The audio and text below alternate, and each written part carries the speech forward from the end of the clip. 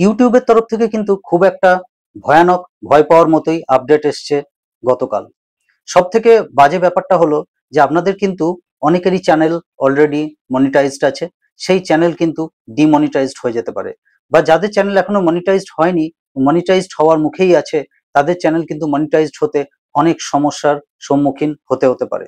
তাহলে সেই আপডেটগুলো, যে নতুন মনিটাইজেশন পলিসি যেটা 15ই জুলাই থেকে কার্যকর হতে চলেছে, তো সেই আপডেট নিয়ে আজকের আমার এই ভিডিও। আমি আপডেটগুলো লিখে নিয়েছি, তো আমি সেখান থেকেই পরপর বুঝিয়ে দিচ্ছি।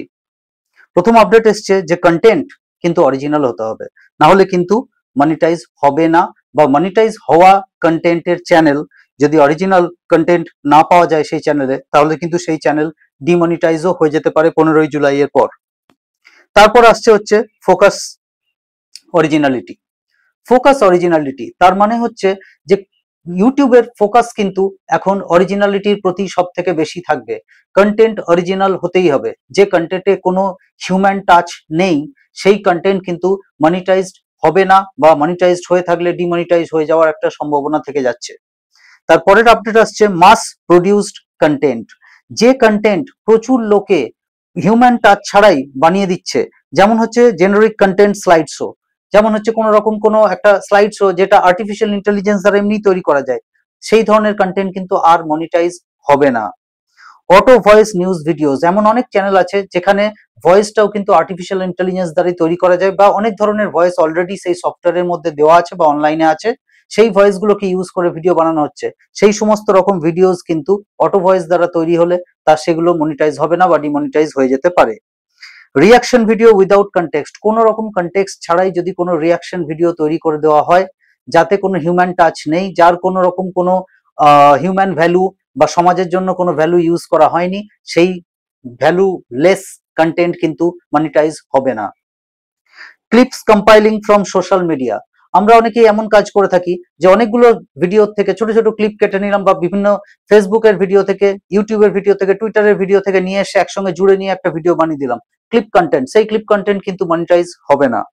রিয়াকশন ভিডিও উইদাউট ভ্যালু, যদি কোনো ভ্যালু অ্যাডেড না হচ্ছে, কোনো রিয়াকশন ভ্যালু যাতে করে লোকের কোনো রকম উপকার হবে, সেই ভিডিও কিন্তু মনিটাইজ হবে না। Without customization AI video, monetize হবে না। কাস্টমাইজেশন করা এআই ভিডিও হলে, তাতে যদি নিজের ভয়েস দেওয়া থাকে, নিজের ফেস দেখানো থাকে, সেই ধরনের এআই ভিডিও যদি হয় তাহলে মনিটাইজ হবে, নতুবা হবে না।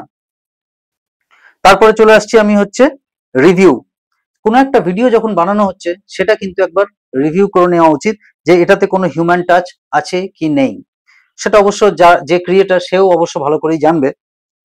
নট অনলি এডিটিং, তার মানে হচ্ছে শুধুমাত্র একটা ভিডিওকে এডিট করে দিলেই কিন্তু যে চ্যানেল মনিটাইজ হয়ে যাবে সেটা নয়, সেখানে কিন্তু খুব ভালোভাবে হিউম্যান টাচ থাকতে হবে, এবং তার মধ্যে যেন ফেস দেখানোটা যায়, এবং ফেস দেখানোটা কিন্তু খুব ইম্পর্টেন্ট।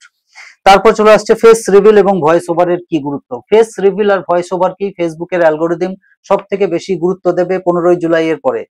সুতরাং চেষ্টা করো যে ভিডিও যেগুলো বানানো হচ্ছে, বা আপনারা চেষ্টা করুন যে ভিডিও বানানো হচ্ছে তাতে যেন নিজের ফেসটা দেখানো থাকে, যে ভিডিও বানানো হচ্ছে তাতে যেন নিজের ভয়েস ওভার দেওয়া থাকে, তাহলে সেই ধরনের কন্টেন্টকে মানা হবে যে অরিজিনাল কন্টেন্ট, আর সেটা মনিটাইজ হতে খুব একটা সমস্যা হবে না।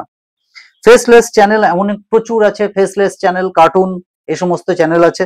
সেই সমস্ত চ্যানেল যেগুলো এতকাল ধরে মনিটাইজ ছিল, তারা অনেক টাকা পয়সা কামিয়ে এসছে, সেগুলো কিন্তু এখন 15ই জুলাই এর পরে একটা ঘা খেতে পারে। তার কারণ হচ্ছে যে তারা কিন্তু মনিটাইজড নাও থাকতে পারে।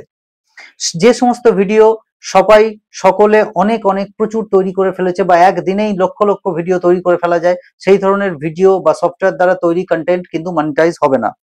আর সব থেকে পরে আসি, মানে লাস্টে আসি আরেকটা জিনিসে, সেটা হচ্ছে শর্টস। শর্টস এর ক্ষেত্রে কিন্তু আমরা কি করি, শর্টস এর সফটওয়্যার দিয়েই কিন্তু আমরা মিউজিকটাকে ওখানে দিয়ে দিই। এখন বলছে 15ই জুলাই এর পরে ইউটিউবের অ্যালগোরিদম ওয়াইজ ওই যে মিউজিক, তার মিউজিক যে প্রডিউসার, তার সাথে কিন্তু যে রেভিনিউ আছে সেটা কিন্তু ভাগ করে নেওয়া হবে। তার মানে যারা আমরা শর্টস ভিডিও বানাচ্ছি এবং মিউজিক শর্টস এর থেকেই দিচ্ছি, তাদের কিন্তু রেভিনিউ কমে যাওয়ার একটা সম্ভাবনা দেখা যাচ্ছে।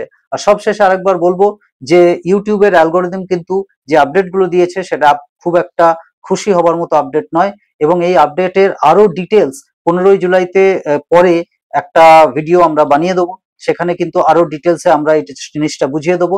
আপাতত যে আপডেটটা এসছে তাতে খুশি হওয়ার তো কোনো সম্ভাবনা নেই। যাই হোক, আপডেটটা মেনে চলতে পারলে ভালো, এবং একটু দেখে নেওয়া ভালো যে যারা আপনারা কন্টেন্ট তৈরি করেছেন বা তোমরা যারা কন্টেন্ট তৈরি করেছো ছোটরা, তারা একটু দেখে নাও যে কন্টেন্ট গুলো অরিজিনাল কিনা। অরিজিনাল কন্টেন্ট গুলোকেই রাখো, বাকি কন্টেন্ট ইউটিউবের ওই চ্যানেলে না রাখাই ভালো। তো চলো আজকের এই ভিডিওটাকে এখানেই শেষ করা যাক।